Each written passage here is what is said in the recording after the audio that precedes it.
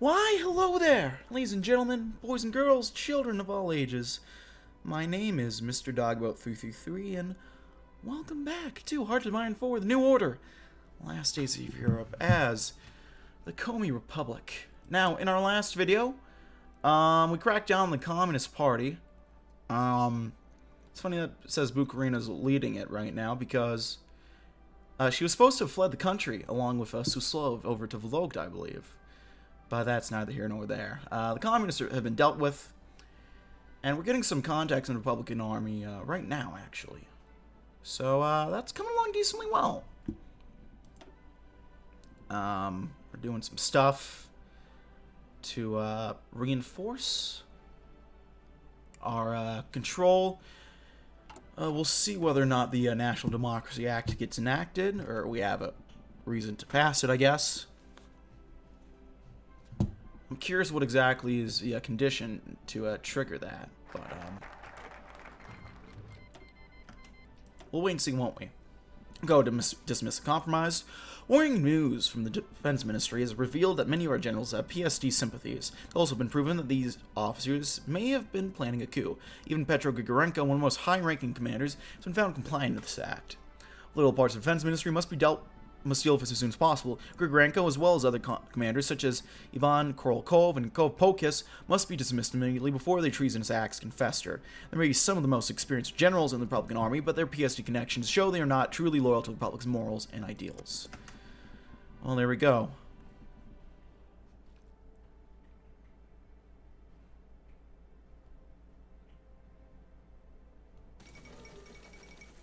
Dominican resistance is 1.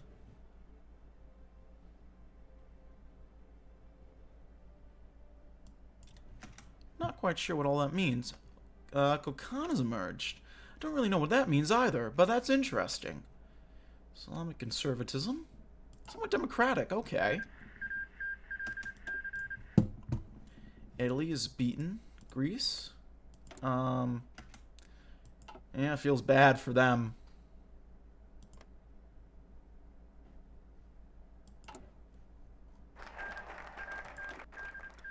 Dismissed with compromised.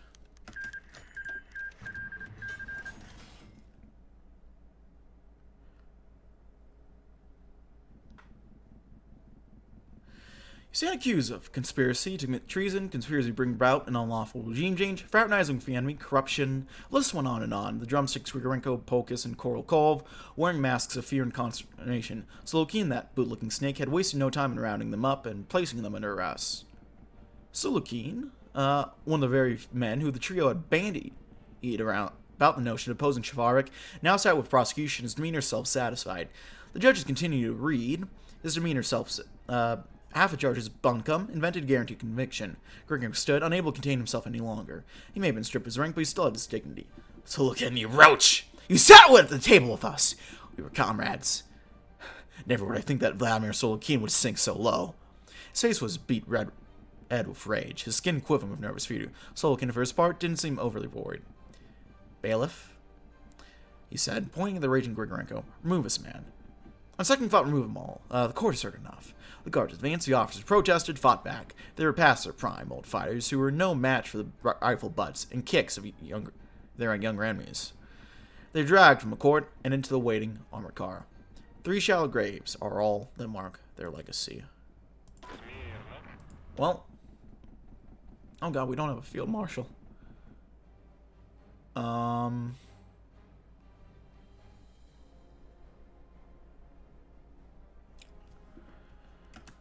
wait and see if we get a field marshal, I guess. Looks like we need some more artillery, so let's get some artillery. And we could upgrade some rifles, so let's upgrade those rifles. Uh-oh. It was 8 in the morning, just as the legislators were beginning to trickle into the National Assembly, when a queer whistling could be heard. It was so horribly loud and shrill that everyone in the city heard it. So hideously familiar that the old threw themselves to the ground in familiar feel, so alien that the young stared at the sky dumbstruck. It was, by all accounts, an excellent shot. Rebel dust and shredded limbs were hurled in all directions, as a high explosive shell slammed into the steps of the National Assembly. A great boom, like the beat of some angry god's drum, resounded through Syktyvkar, rapidly accompanied by screams of pain and horror. Medical personnel and police swarmed the streets, cordons were established, and those who could still be saved were tended to. This was dreadfully tragic, considering the placement of a second shell. The crowd that had gathered and the medics tending to the wounded suffered the brunt of the second explosions. Guts and blood were strewn over the pavement. The air stank of dust and copper. Every molecule and atom rang with screams. This time personnel did not swarm, but stayed huddled in buildings or with their hands over their necks. The third shell crashed and more or less harmlessly into the steps. Theories ran like blood. Was the Luftwaffe back? Was the front invading? The culprits, it was soon revealed, by a sweep of the countryside, were a cabal of Socialite terrorists operating a captured artillery piece. Their identification determined these men were low street fighters: a cobbler, a factory worker, 2 farmers, and a sailor. All had recently escaped from prison following a roundup of KPK members. The gun had vanished from an armory a week prior, written off as administrative error. Don't be paranoid. Of course it was with KPK. Well, is that a sufficient reason? Yep.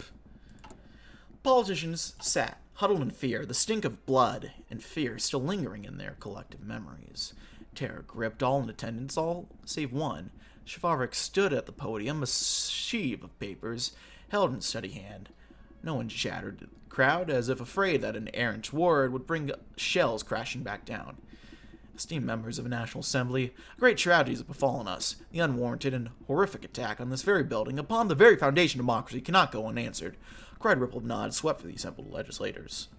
The blow and dust have not yet settled. The nightmare of yesterday is alive and well today. The communist monster continues to haunt us still. While we mourn, while we bury our dead, we must not grow complacent. Even the band of the KPK did not end their evil. We must exorcise the specter from the Russian nation forever. Nods became raised fists and shouts of assent. Grief and horror were becoming rage, and Shafarevich played upon it expertly. Communism, socialism, Bolshevism, all are still rife here in this very city. Our democracy has been beaten, bloody by leftist hatred for our cause. Will we let these attacks go unanswered? Will we sit idle as Socialite terrorists shell our very assembly? Gentlemen, I'm not afraid. Are we frightened mice, or are we Russians? Thundering cries of Russians boomed through the halls, and Shafarevich forced down the grin rising to his face. My fellow members of the Assembly, I have in my hands a proposal for emergency measures to crack down on political terrorism. Votes were tallied and democracy ensured. Sometimes we must sacrifice some liberty for the sake of security. Well, that leads us to the National Democracy Act. The recent uptick in violence against the Republic and the death of several deputies in a terrorist attack on the National Assembly, we have no choice but to take necessary action. Shafarevich must use his position and the RMP's majority in the Assembly to enact new law, the National Democracy Act, in order to protect the Republic from radicals and paramilitaries. With the status quo becoming untenable, we must be decisive to defeat those who wish to threaten our Republic. This act will save democracy from the hands of barbaric communist traitors, secure the safety of every citizen in Komi. Some temporary restrictions must be instituted, such as on press and protest rights, but the power this gives the President and his cabinet will ensure no weakness in dealing with these threats. The little blurb. I'm going to grab my water bottle real quick. It's right across the room, so I'm not going anywhere for long. I just need to grab it. You might still be able to hear me. I don't know. But if not, I grab my water bottle. I'm coming back. I'm going to take a sip of water right now. Now that is hydrating. I like that. Anyway, fun little fact about me with TNO and the bit of history with me in the TNO Discord. I think Pacifica was doing a Q&A one day, and she was doing general things, and I was asking questions. I was asking one of the questions I asked was who was going to replace Colsogen, and most importantly, would he have important hats? A cool hat, which she pointed out was obviously the most important question. But then I just asked her one day, hey, is there anything you wanted to leak that you just haven't had an excuse to? And she ended up dropping this fucking insane looking leak. We'll promote Gabov, and we'll give you guys a Gleb Shukarov. Yeah. this insane, in progress GUI for the Komi, for the Komi Parliament, or General Assembly. Which, I'm proud of myself for getting that eased out. That's a nice little bit of history I got associated with.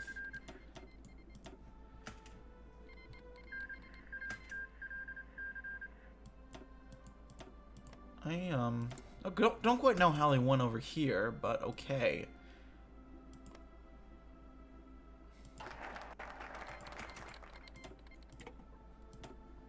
But anyhow, we have a dream realized. Everything we need to secure our grip over Komi has been achieved. We transform the apparatus of government into a body that ensures only true and patriotic Russians from our party have access to the government. The rotting corpse of communism has been cleansed from the state, and the horrid and cowardly traitors that preceded us have been successfully removed from any position of power. With this newfound security, we can firmly shift our focus to what is important, reunifying the entirety of Western Russia. Clouds of war have finally reached our borders, and with it the time to strike. If we are to ever spread the reach of our compassionate state to the rest of the former Soviet Union, now is the time.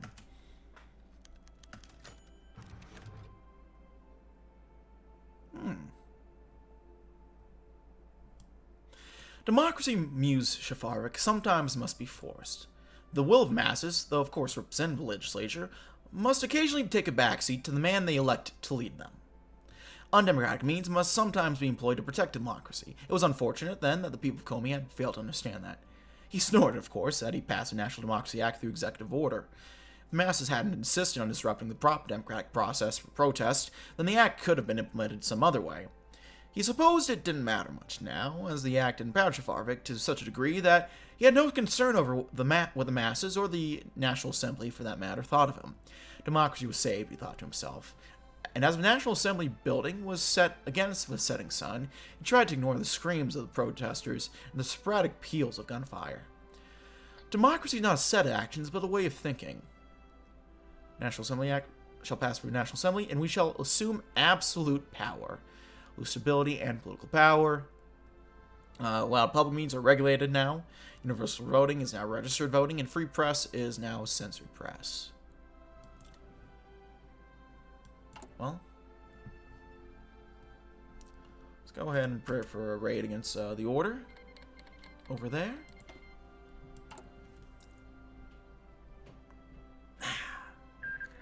I love democracy.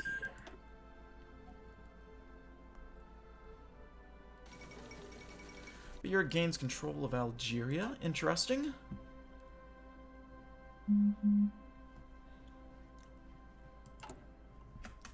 Also scavenge for loot. Let's go ahead and initiate that raid. If it'll allow me to.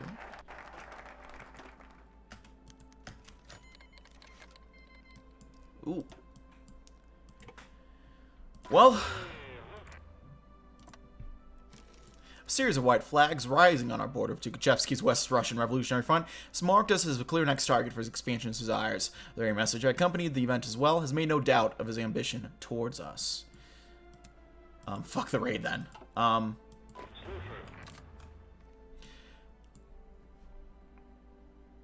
As stated in the radio message, we shall have 3 days to surrender the front, turn over our military to Tukhachevsky's command, and make our lands ready to be administered by the Archangel's government. If we are to surrender now, it continues. Our generals and government shall be pardoned and is free to go in exile, continue serving under the front. If we fail to comply, one more warning will be given, after which our government is no longer guaranteed to be pardoned. If this warning is not heeded, Tukhachevsky promises we will meet nothing but total annihilation at the hands of the Red Army. The various commanders scattered throughout the Komi Republic have already been assembled, and general call to arms in the name of the Defense Republic has been issued. Ceasefires have already been called between various factions vying for power. The people await the government's response to this clear provocation. With an increasingly powerful front bearing down on us, and their banners being visible from the border, it seems that time's come to either bend the knee or make a stand. The Republic, we must make a stand.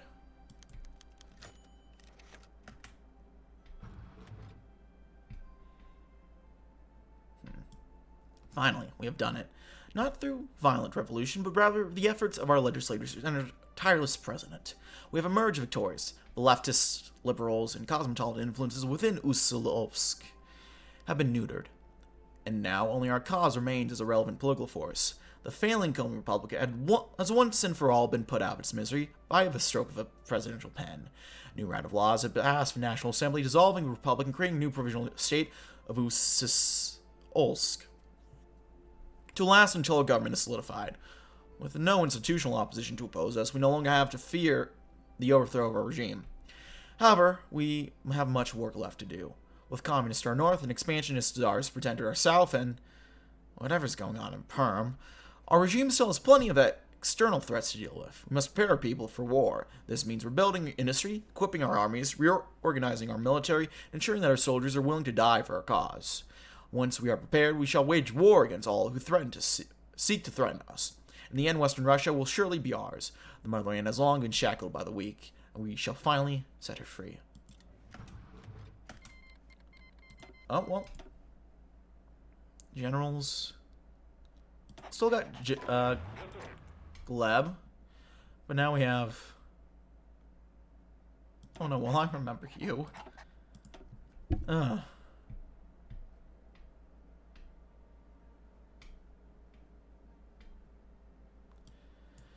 remember that guy. Uh-oh. Well, salvation of a nation, then. A great victory has been achieved for the Russian nation. The triumph of national revolution against the depraved and decaying Komi Republic, the rebirth of Russia moves ever closer. A provisional government will serve as a fine replacement and one that can steer Russia and its people back into a righteous course. However, this victory does not mean our work is done. On the contrary, the greatest test of our government is facing us right now. Was triumph in the tumultuous and tribulations that accompanies this smuta. It is time to finally reverse the October Revolution for the provisional government to triumph against the degeneracy around us. There we go.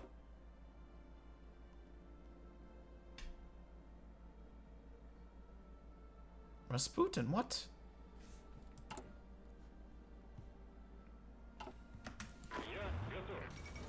Brazil's 100 days.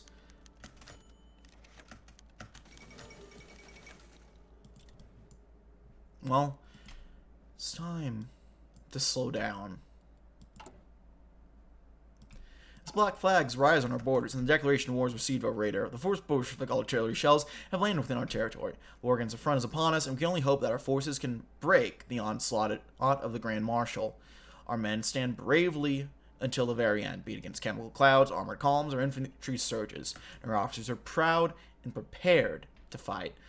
With the skill of our army and the fate on our side, we shall be the fortress that shatters the West Russian Revolutionary Front for the last time. If we are to fall, let us be as heroes. If we are to triumph, let us ring eternal in the halls of history, invincible and legendary, together against tyranny.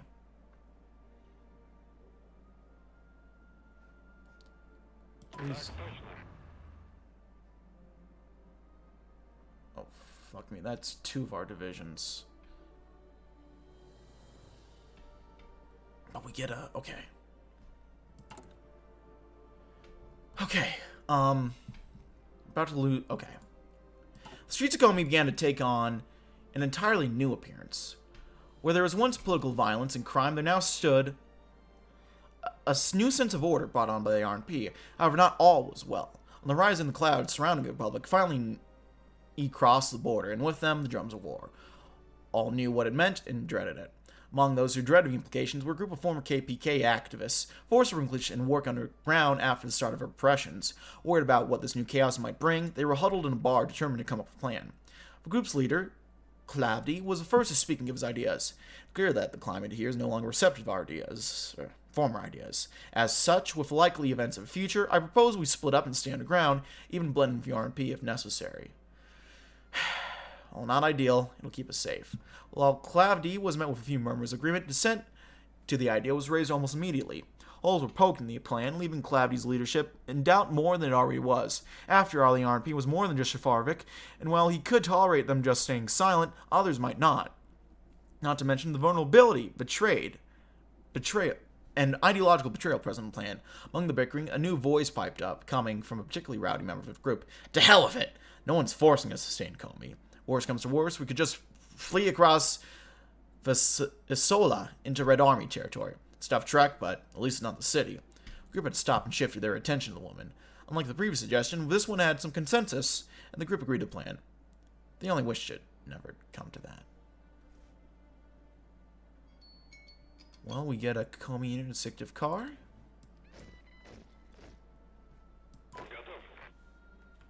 Military supplies amassed.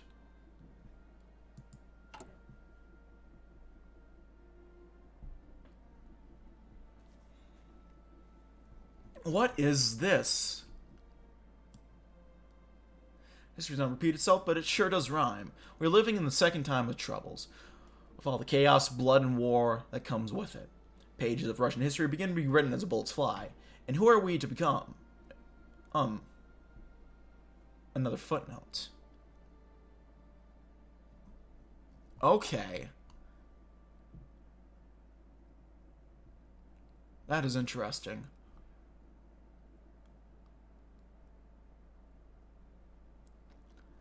Let's propose a reunification with Vologda.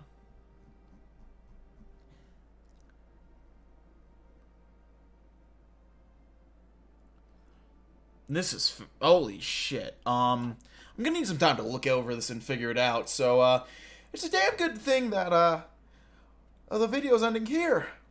Although it's about to get good. So go figure. I think I should just play these guys off the bat and then yeah, okay. Well, thanks as always for watching, ladies and gentlemen. If you like this video, leave a like. If not, feel free to dislike. If you have any comments, feedback, and certainly leave a comment section below. I read all the comments I get. Appreciate any feedback you might have for me. Check out my various links down in the description box below. I got Twitch, Patreon, Discord, my second channel. All those are free and available to check out if you want to. And yeah.